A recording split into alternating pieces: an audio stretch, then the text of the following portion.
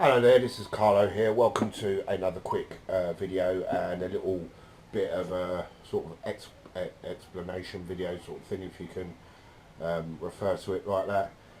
So someone asked me a couple of days ago, said to me, Carlo, I want to get into video editing and visual effects, but I haven't got the money to buy the most expensive computer in the world.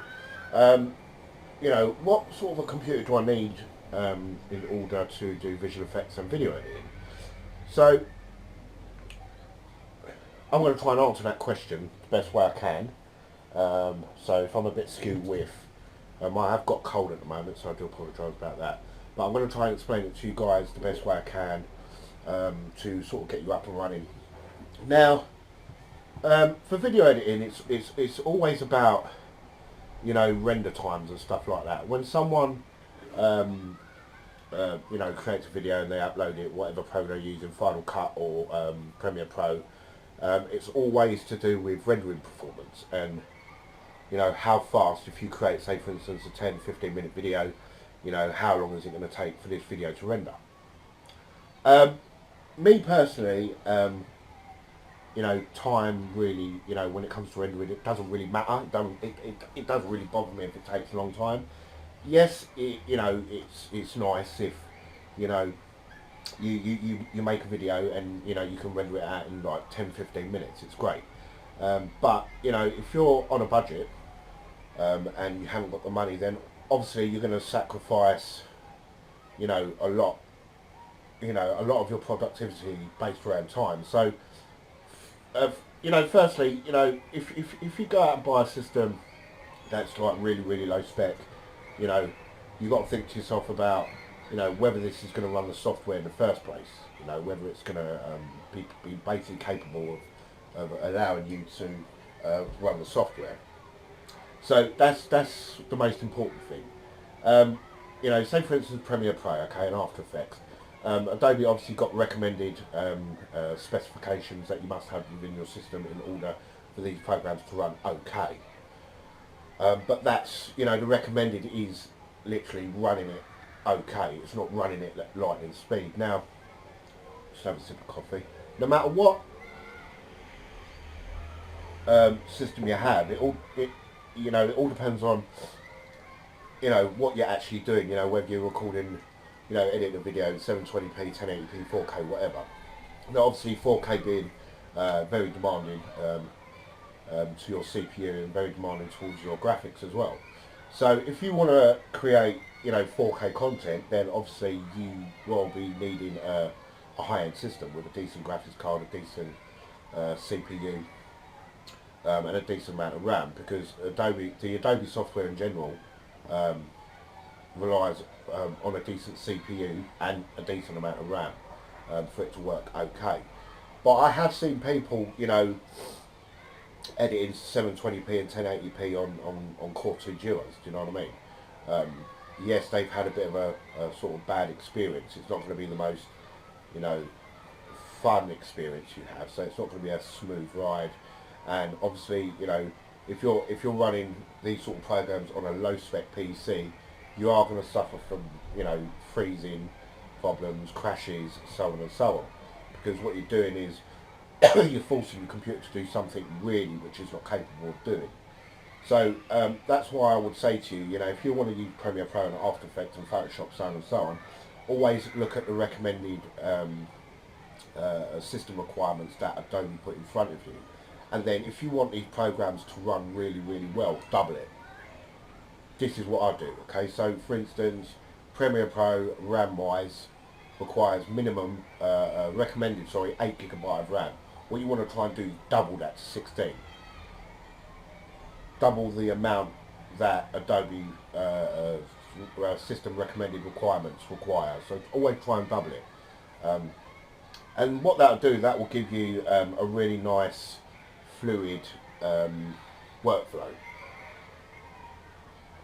You don't want to be working on a project and it could be running okay, you're editing a 10-minute video, but in the background your CPU and your computer's bottlenecking, and you get right to the end of your project and it'll freeze over and crash the system, and that's it, you've lost all the work you've done.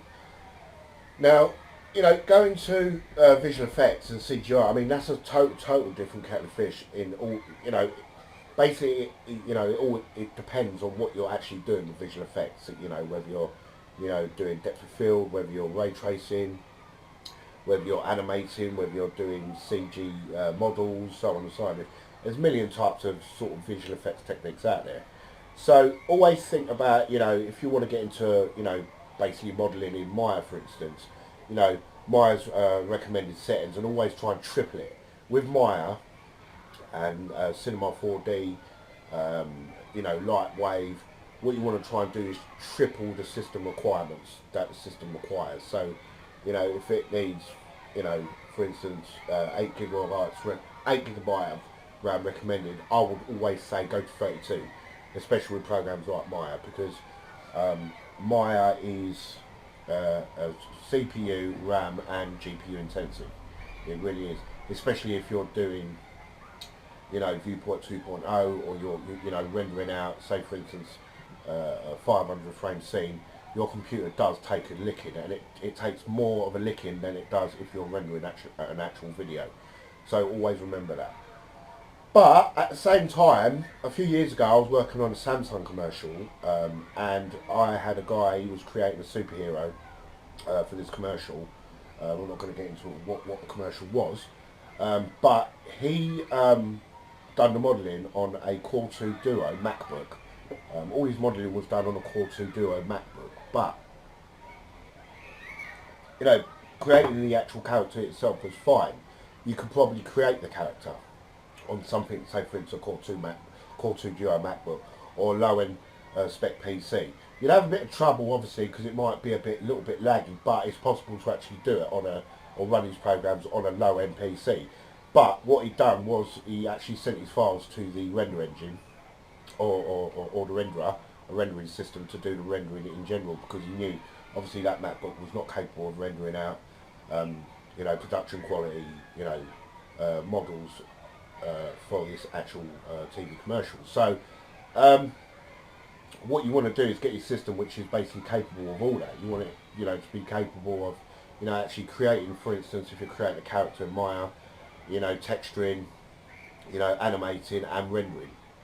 So in order to have all them work really, really nicely, what you want to do, like I've just said, try and triple or quadruple the system requirements that, for instance, Maya requires. So if you recommended 8 gig, I would say put 32 gig in there. If you've got 64 gig, you've got breathing space, do you know what I mean? But it's entirely up to you how you want to do it.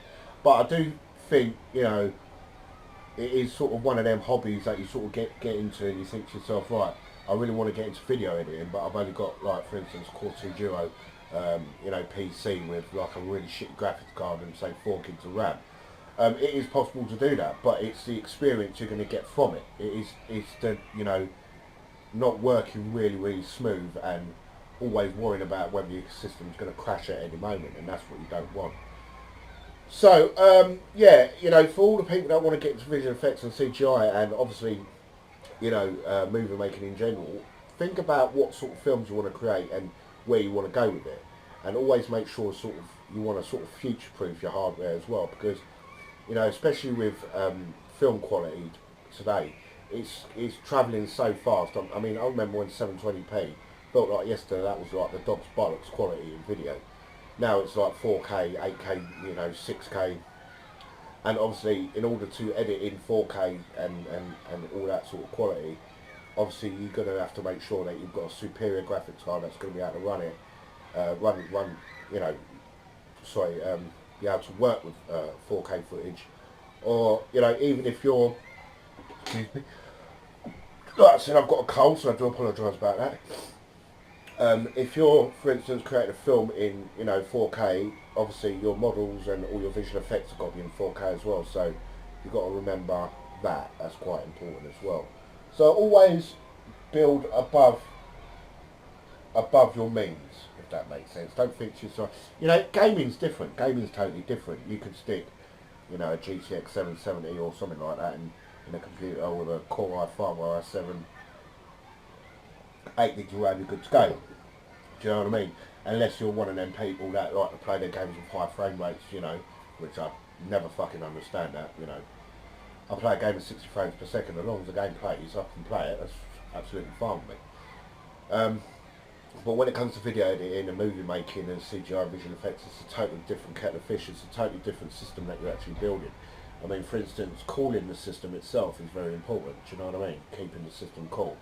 You know, you want to get a decent water cooling system, make sure you've got decent airflow, so on and so on. So, yeah, I mean, I hope this hasn't been too skew with, and I've sort of explained my point quite well, or reasonably well. But as always, guys, listen, thanks for listening. I do appreciate time. And as always, don't forget to hit that like button, and if you hit that subscribe button as well, it does mean a world to me. And I'll catch you guys in the next one. Ciao, ciao.